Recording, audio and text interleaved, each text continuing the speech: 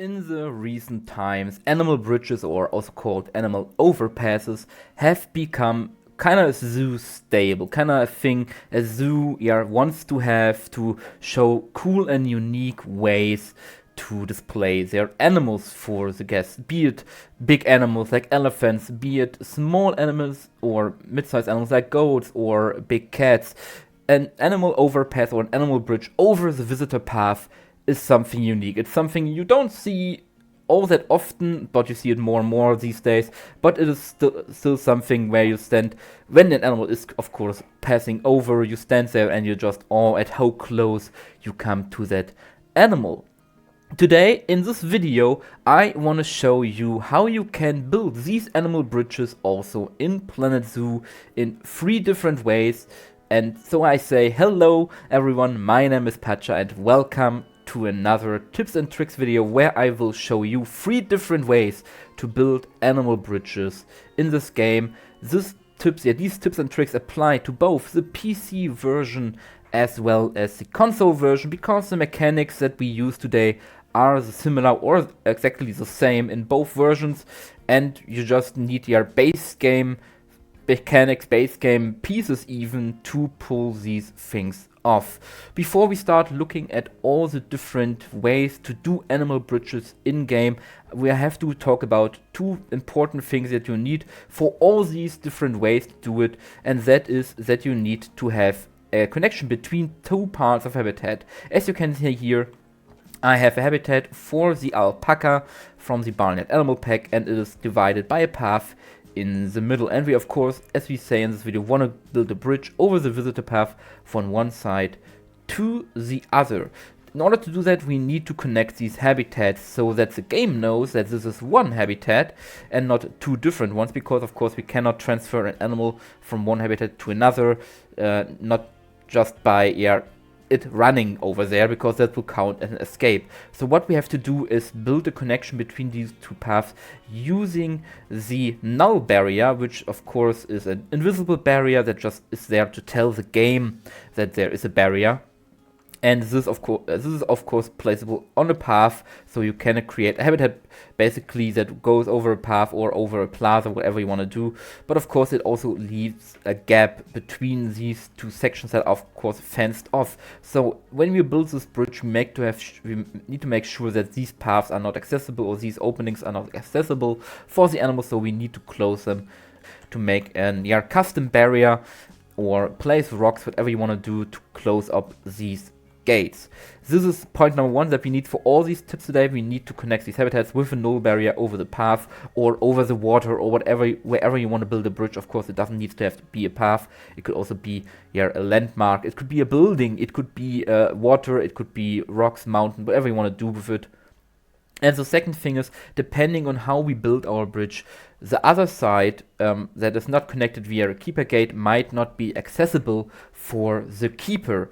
If we build a bridge, you will see that later in our 3 examples. Some of them are accessible for keepers, of course, because keepers have their own heat map, or walking map basically, that you can of course also, like the animal traversable map, you can also go for the staff traversable map, and you see where a staff member can walk. And some of these bridges are of course not accessible for the keepers, so in some cases the keeper will not be able to reach this other side. So if you're building maybe in franchise build mode, you can of course build animal bridges, but make sure to place all your feeders and all that important stuff on the sides that is accessible, and maybe only the enrichment items or some other cool stuff on the other side. And of course they can't clean the poop on this side. So in Sandbox we can turn off that animals poop. In franchise we cannot do that, so some options are limited to Sandbox in terms of how we want to build these bridges. Okay, enough talk about what we have to keep in mind, and now let's jump right into the first example of how to build animal bridges. Example number 1 is the very standard, just build a ramp, just build a flat point on top, and then build a ramp on the other side. And that's how we build an animal bridge. It is very simple, it is very easily done, and can be used for all animals in this game, including, as you can see here, the African elephant. And you don't need to care about how big you make this bridge, how high you make this bridge. I mean, you can Also keep in mind how steep you make this incline here, this ramp, because some animals can't walk on too steep inclines. But in general, it is very simple to just build a wide bridge over that is high enough, of course, over the animal, over the visitor path. So at least I would say 2 meters, and then we can put it, of course, again over here. And you can also see they can walk over it with no problem whatsoever. There's a blue line that indicates they can walk over it, and they can reach each side as they like. And as I said, this is very simple. For example, I took plaster pieces here because I like to work with them for some testing purposes. And then you just build a ramp like this, a very wide ramp. You make a flat point on top. I just do it quickly over here, like that. And yeah, this is the most simple way of building an animal bridge, because it works with every animal in the game. No animal has problems with that. And of course, for some animals, you need to make it a bit wider. You see here, I forgot, of course, as I said in the beginning, to make this accessible, of course. So we will add a gate over here, and we will add a fence post over here, and then we connect these 2 fence posts, which of course don't work. So now we use the null barrier, and we use the same over here, and we delete these 2 parts. Maybe drag this a bit closer to the bridge so it's not, the animals can't get out. And maybe we make this a little bit wider over here. And now the animal should be able to walk over here, as you see in this picture. Of course, this is just a very simple and quick way to build a bridge. You can make them as fantastic as you want. Keep in mind that some pieces have hitboxes to them, so don't make them too close to these animals. So otherwise they could screw up with where they can walk. But more about that in in example number 2 on how to build bridges. But as I said, it is very, very much simple to build these bridges, and very effective, and especially for big animals like hippos, rhinos, or elephants. These more sturdy wide bridges can make a great example of how close guests can get to your elephants. But yeah, as I said, it's the most simple way of building a bridge. So let's get over to a bit more intricate build ways to do these overpasses. The second way, or better, an upgrade of the first version, is to really make it as small as possible, so that the animal can still, as you can see, walk through here. And yeah, if you compare it to the other one, it is a little bit slimmer. It uses the space as efficient as possible to make it accessible for the animal. And I will show you how to do that. Of course, the same applies here. For example, for climbing animals, you can use some climbing pieces to get them on top of the bridge, or you can of course use a ramp. They can also use that to get on top of here. But how do we know how small, or how slim in this case, or how high can we make these bridges? For that we want to wait until this tiger is a bit closer here. See, and you can already see this contraption over here, and that is what we're gonna use. We want to measure what the hitbox of the tiger is. Now, what is a hitbox, for some of you who might not have an idea what I'm talking about? A hitbox essentially means, or the hitbox in this game essentially means, it is the space an animal occupies, not the visible space, but the invisible space an animal occupies, that allows it to turn 360 degrees on the spot at any given point. Now, a hitbox, as I said, is not how big this animal is, what you see in game. A hitbox is basically an invisible area around the animal that it needs to have to turn around on the spot. This means, for some examples which are probably a bit weird, that for example crocodiles have a very, very giant hitbox, despite them mostly not being the biggest animals in this game. For example, the caimans are really small, but they have a big hitbox, and that is because they have a long tail. Now, because of this long tail, it means this long tail is of course calculated in the way, in the hitbox way, and this means it needs a big hitbox because the tail and the entire crocodile needs to turn needs to be able to turn 360 degrees at any given time in any given space on any given ground. So this makes their hitbox so big because their tail is so long, and this makes their circle, their 360 degree circle, bigger than they actually are. The same of course applies for any animal, and it applies also for the height.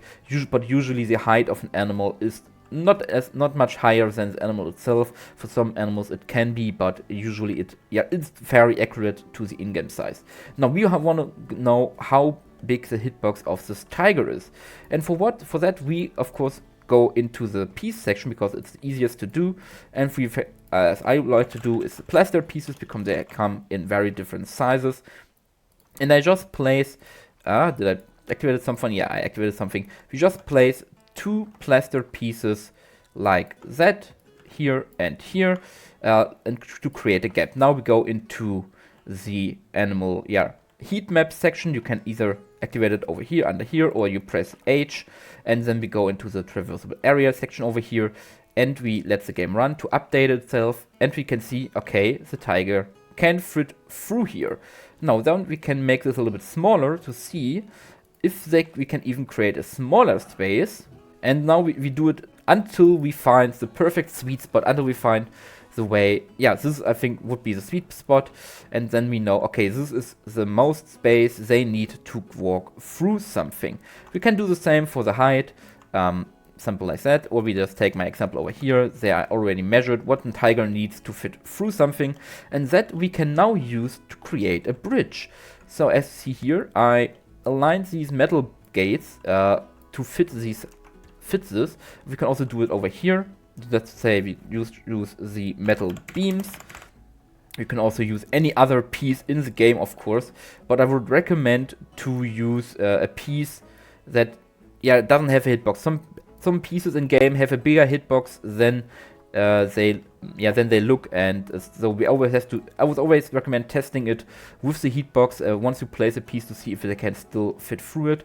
And I always like to make it just a little bit bigger than what we calculated for the hitbox, just in case that any hitboxes from only pieces are bigger than they seem, and that they then can't fit through here anymore. So we make just a very quick way to build a bridge, or to build a gap over here, to build a building. With an entrance, my goodness. So like that, we can put this in like here, and we can see, can they go through there? They should theoretically, if I did everything right, they can fit through here. And now we can do this, repeat this. We can add some mesh pieces or some plant pieces, some wood pieces. Of course, make sure for climbing animals that these wood pieces are not climbable.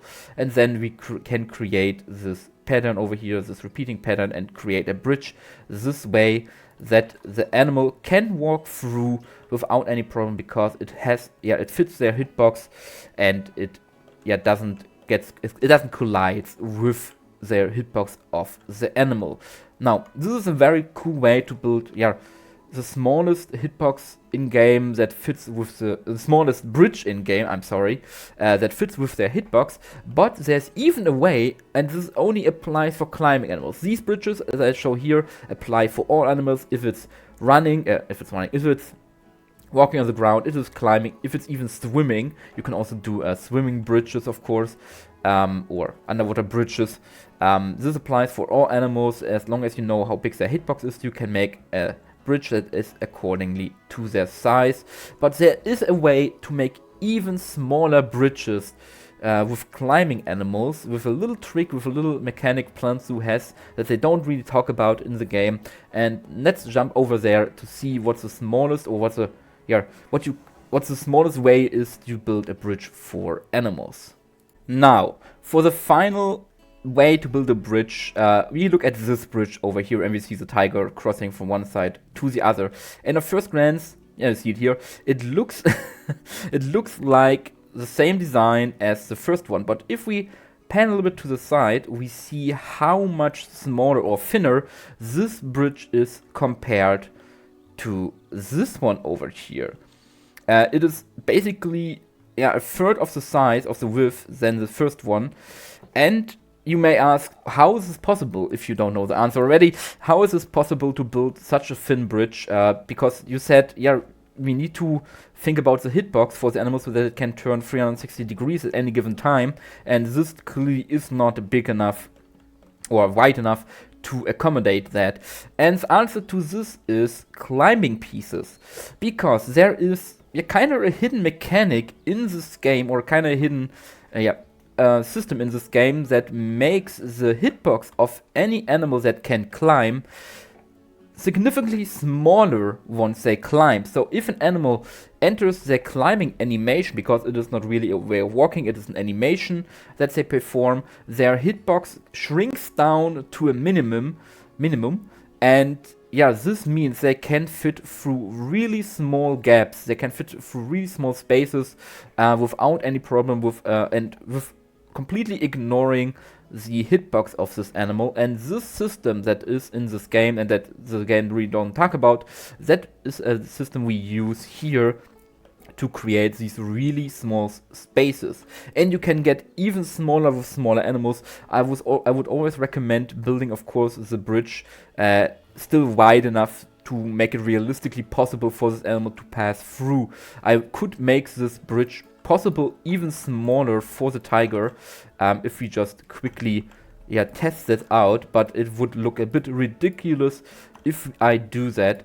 And as I said, the way here is to use climbing pieces because as I said, they reduce the hitbox, and we can look at this in a moment. But if I would make this even a little bit smaller over here and then check with the heat map, if it still shows the lines, it should still be possible for the tiger to cross over. And we can check, maybe he wants to climb. We will see in a moment. Yeah, he goes, and you can see you can make it even smaller. It is crazy. I think the hitbox effectively goes to 0 once they are on the climbing piece. Yeah, my friend, I know it's not that big, but this means you can make the smallest barriers or bridges for these animals. And as I said, it shows the way it is. If you click on an animal and you see these green lines on something climbable, that means the animal can climb on it. Some animals, like the orangutans, need in general bigger pieces to climb on, so for them you would need some bigger things to make this work. But you can use any climbable piece. You can use the habitat pieces, of course, like the usual climbable logs over here to make this bridge. You can take this away, whoop, zip, and we can make something like this. I don't know if tigers can climb on these, so we will use the bigger ones, but it functions the same if an animal can climb on these thinner logs. So we make this, and we make this, and we make sure it's connected. I'm not completely straight here with my placing, so that is why it's a little bit off. Of course, he gets placed there. We check, can he climb? He can climb. So this means he would be able to climb on here and pass over the guest path. So this is really cool. The rest of the building goes the same as with the animal bridge over here. You build your cage, you build your netting, you make an open bridge if you want to do that, and then you just need to cover up or have a climbable object underneath. And you make sure, of course, that the structures you build this cage out of are not climbable, otherwise they can escape, because they can glitch through climbable objects to get on the other side, and that would mean they escape. If you want to make something non-climbable, but if you want to use something but it's climbable and you want to make it non-climbable, there is an option over here. If you click on a climbable piece, you can disable climbing, and the animals then cannot climb on this object anymore. And as I said, you can make the smallest overpasses with these. Of course, as I say, don't make a tiny cage for a tiger, otherwise only if you are want to build an unethical zoo, because it looks quite ridiculous if you build a tiny cage, tiny bridge for a tiger. Try to make it a little bit wider, even if it's smaller than this over here, to accommodate for the tiger's size, to make them in a realistic sense comfortable with going over this bridge. Of course, that's nothing that is in game, but from your realistic real life zoo standpoint. But yeah, this is a very cool trick and a very cool mechanic to use to make really realistic bridges for these animals that are not as wide as here or as wide as that. But yeah, and another thing I have to add, I forgot, is of course keepers can go over these bridges because they are big enough and high enough. There's no boundaries, so they can't pass over here. We can check with the stuff traversal area, no problem over here. So if you build ramps on these type of bridges and you don't have a closed top, or your roof is a little bit higher, they can maybe also pass over these to a degree. As I said, if the roof isn't too low down, they can pass over. Of course, if you use climbing pieces, they can't. And for these type of bridges, which are only applied to climbing animals, they of course can't reach the other side. So you would sacrifice this being not kept in shape by the keepers, but it definitely makes, I think, in my eyes, for the coolest type of animal bridge, because it doesn't need huge space, it doesn't need huge ramps or anything like that, and it creates a very cool way for your guests to see the animals when they climb over without taking too much space from the path away. But yeah, this was 3 different ways to build animal bridges, from the simplest and biggest to the smallest and not complicated, most complicated, but more intriguing, more technically using way to build bridges. And I hope you enjoyed this video, this quick video. As I said last time in my zoo videos, I didn't have much time this week to record a big new speed build, so I hope you enjoyed this little tips and tricks video. I know I should do them more often, but I never have had the time to do them. So, and yeah, I hope I see you in the next video again. Leave me down in the comments if you might know more ways to build animal bridges than what I showed here. And until next week, I wish you a great time. Hopefully you stay safe. Yeah, enjoy in your life, enjoy the game, and all I have to say now is bye bye everyone.